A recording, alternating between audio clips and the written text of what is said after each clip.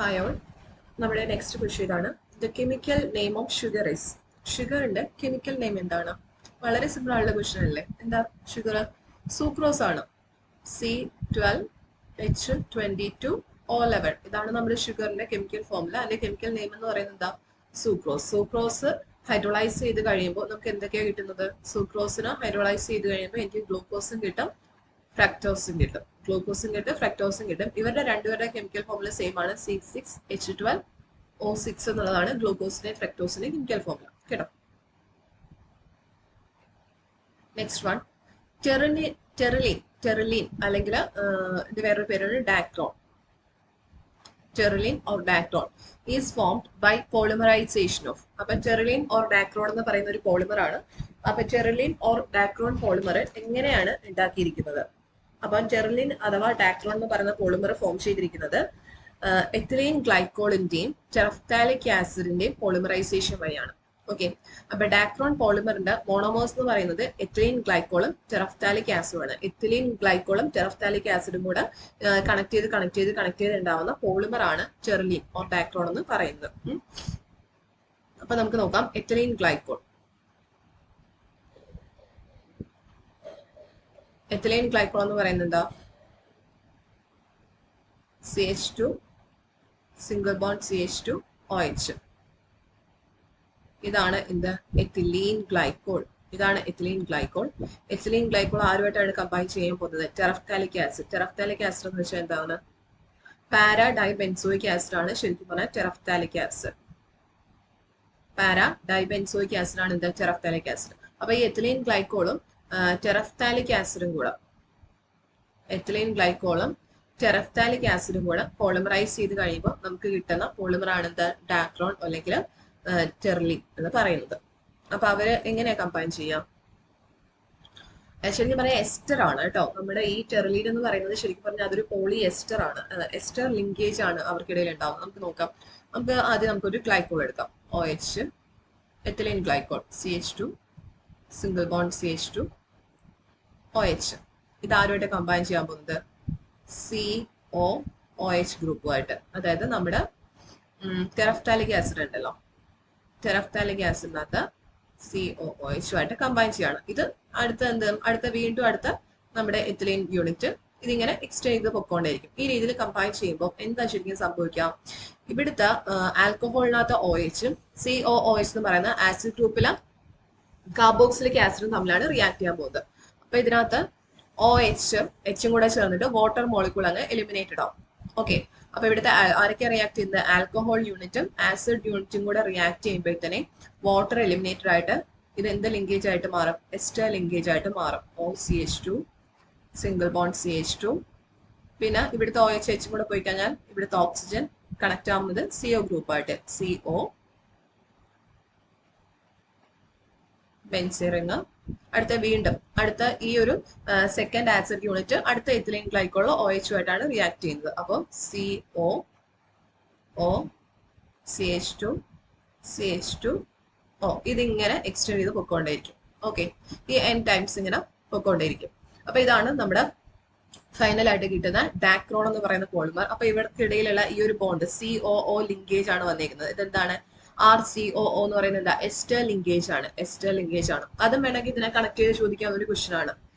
നമുക്ക് വേണമെങ്കിൽ സ്റ്റേറ്റ്മെന്റ് ടൈപ്പിനകത്തൊക്കെ വരുമ്പോഴത്തേനെ ഇത് എന്ത് ടൈപ്പ് പോളിമർ ആണ്? ഇത് എസ്റ്റർ ലിങ്കേജ് വരുന്ന ഒരു പോളി എസ്റ്റർ ആണ് ഈ പറയുന്ന ടെറിലിൻ അല്ലെങ്കിൽ ഡാക്രോൺ എന്ന് പറയുന്നത്. അപ്പൊ അത് അറിയണമെങ്കിൽ മോണോമേഴ്സിനെ പറ്റി അറിയണം, ലിങ്കേജ് ഏതാന്ന് അറിയണം. ക്ലിയർ? അപ്പൊ ഇതാണ് നമ്മുടെ terylene or Dacron polymer. Next വരുന്നത് nylon 6 is obtained by the polymerization of which monomers? അപ്പൊ നൈലോൺ 6 നമ്മൾ ഓൾറെഡി ഇത് ഡിസ്കസ് ചെയ്തിട്ടുണ്ട്. എനിക്കൊന്ന് 2024 ക്വസ്റ്റ്യൻ ഡിസ്കസ് ചെയ്ത സമയത്താണ് നമ്മൾ പറഞ്ഞിട്ടുള്ളത്. നൈലോൺ 6 എന്ന് പറയുന്ന പോളിമർ എന്തിൽ നിന്നാണ് ഒബ്റ്റെയിൻ ചെയ്യുന്നത്? കെപ്രോലാക്ടം.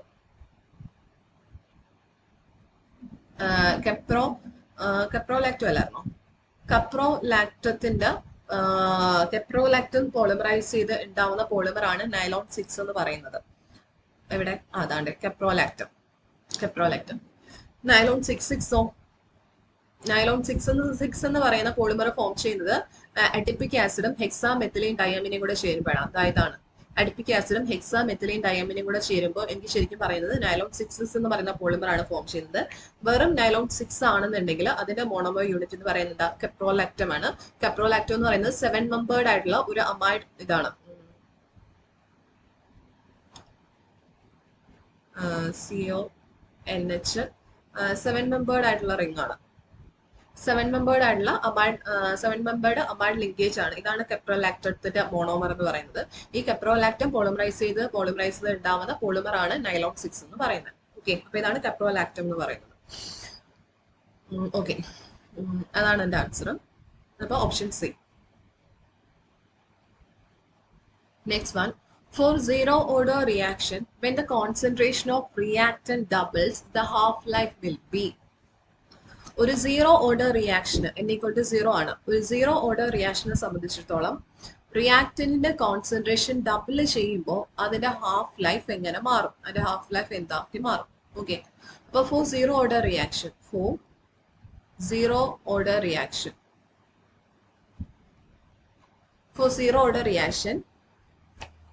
T half life period, T half will be equal to zero order reaction half life in the T half equal to A0 by 2K. അപ്പൊ സീറോ ഓർഡർ റിയാക്ഷന്റെ ഹാഫ് ലൈഫ് പീരീഡിനുള്ള expression ഇതാണ്. T half is equal to A0 by 2K എന്നുള്ളതാണ് കേട്ടോ. അപ്പൊ zero order റിയാക്ഷന്റെ question ഇതാണ്. Reactant concentration നമ്മൾ double ചെയ്യാണ്. റിയാക്ടന്റെ കോൺസെൻട്രേഷൻ A0 എന്നുള്ളത് 2A0 ആക്കി മാറ്റുകയാണ്. അപ്പൊ ഹാഫ് ലൈഫ് എന്ത് ചെയ്യും? ഓട്ടോമാറ്റിക്കലി ഡബിൾ ചെയ്യും. കാരണം ദേ ആർ ഡയറക്ട്ലി പ്രൊപ്പോർഷണൽ അല്ലേ? അപ്പൊ സീറോ ഓർഡർ റിയാക്ഷനെ സംബന്ധിച്ചിടത്തോളം ഹാഫ് ലൈഫ് എന്തിന് ഡയറക്ട്ലി പ്രൊപ്പോർഷണൽ ആണ്? ഇനിഷ്യൽ കോൺസെൻട്രേഷൻ ഓഫ് റിയാക്ടന്റിന് ഡയറക്ട്ലി പ്രൊപ്പോർഷണൽ ആണ്. അപ്പം റിയാക്ടന്റിന്റെ ഇനിഷ്യൽ കോൺസെൻട്രേഷൻ A0 എന്നുള്ളത് ഞാൻ 2A0 ആക്കി മാറ്റുകയാണെങ്കിൽ T half എന്തായിട്ട് മാറും? T half is equal to 2A0 by 2K എന്നായിട്ട് മാറും അല്ലെ?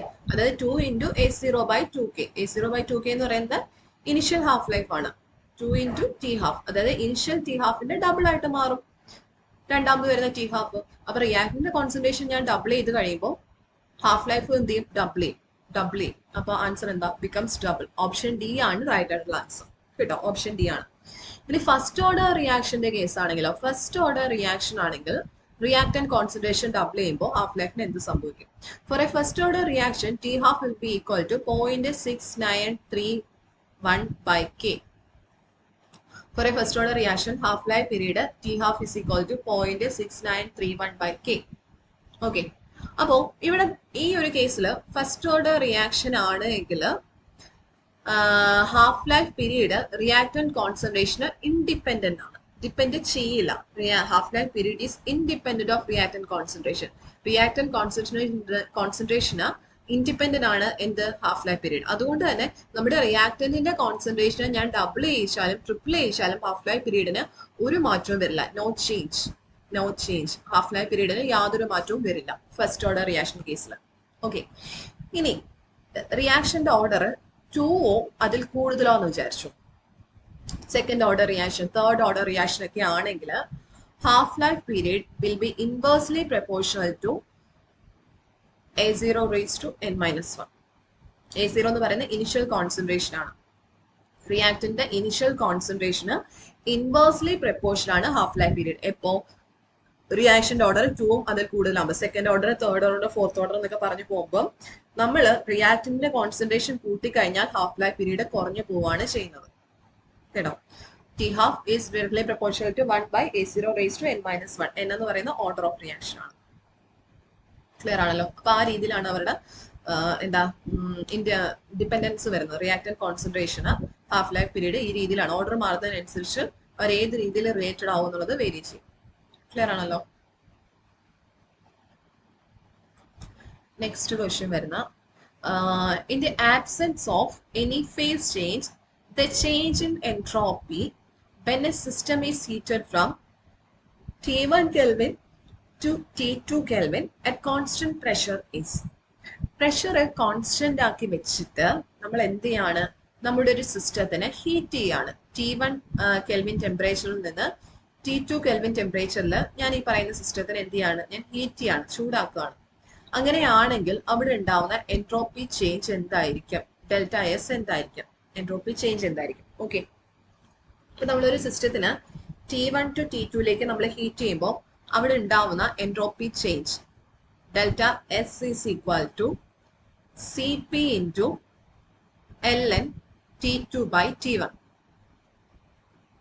Entropy change delta S equal to Cp into ln T2 by T1 എന്നുള്ളതാണ് എന്ത് എൻട്രോപ്പി ചേഞ്ച് ഡെൽറ്റ എസിനുള്ള എക്സ്പ്രഷൻ. സി പി എന്ന് പറയുന്നത് എന്താ ഹീറ്റ് കപ്പാസിറ്റി അറ്റ് കോൺസ്റ്റന്റ് പ്രഷറിലുള്ള ഹീറ്റ് കപ്പാസിറ്റി ആണ് സി പി. T1 എന്ന് പറയുന്നത് ഇനിഷ്യൽ ടെമ്പറേച്ചർ ആണ്. T2 എന്ന് പറയുന്നത് ഫൈനൽ ടെമ്പറേച്ചർ ആണ്. അപ്പം എക്സ്പ്രഷൻ ഏതാ ഇതാണ് എൻട്രോപ്പി ചേഞ്ചുള്ള expression C P into entropy change delta is equal to Cp into ln T2 by T1 എന്നുള്ളതാണ് entropy change. ഓക്കെ, അപ്പൊ ഇത് നോക്കിയിരിക്കണേ. അപ്പൊ അത് equation ആണ്, ബൈ ഹാർട്ട് ചെയ്യേണ്ട equation ആണ്.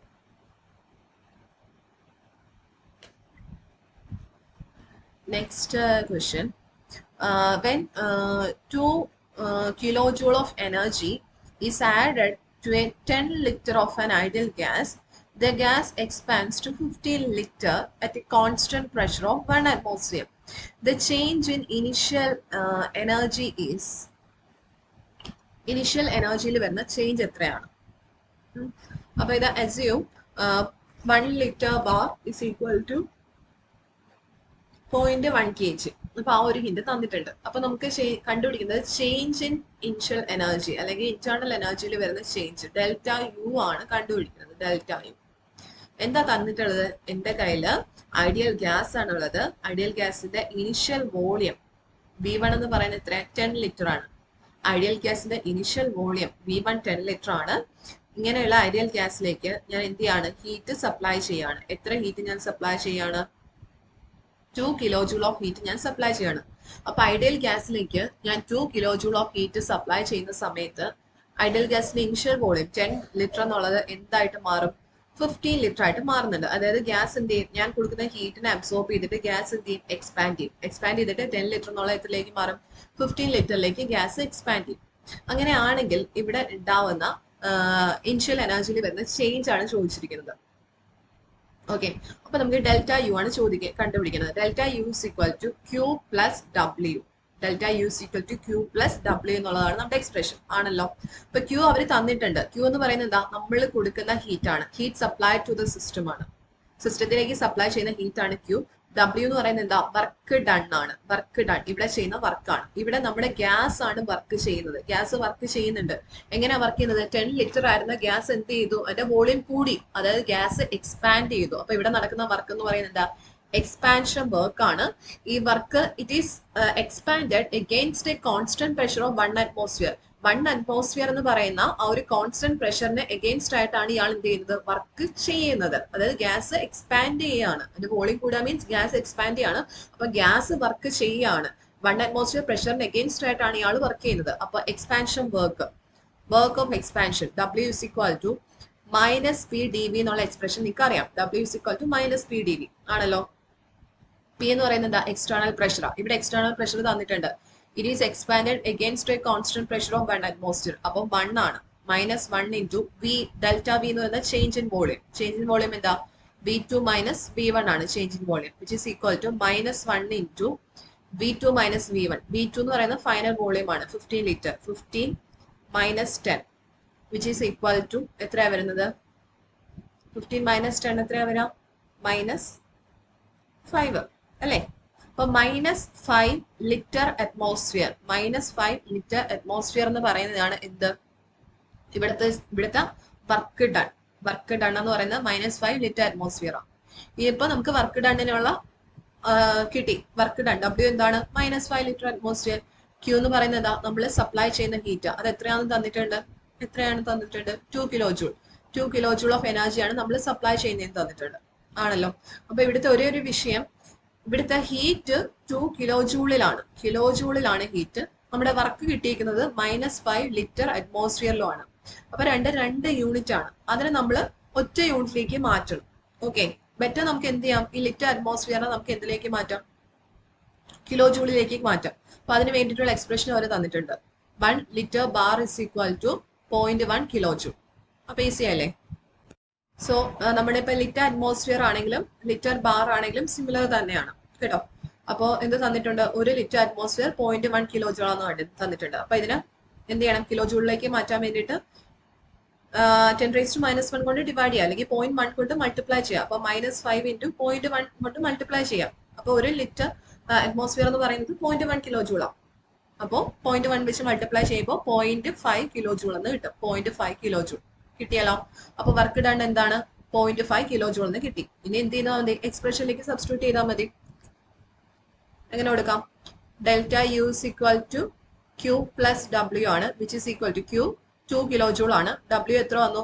-0.5 ആണ്. -0.5 ആണ്. W is equal to -PdV ആണ്. അപ്പോൾ -0.5. 2 -0.5 എത്ര വരാം? 1.5. അപ്പൊ 1.5 ആണ് ഇവിടെ ഉണ്ടാവുന്ന change in internal energy. Internal എനർജിയിൽ വരുന്ന ചേഞ്ച് എന്ന് പറയുന്നത് എത്രയാ? 1.5. അപ്പൊ ഓപ്ഷൻ എ ആണ് റൈറ്റ് ആയിട്ടുള്ള ആൻസർ. ഓക്കെ.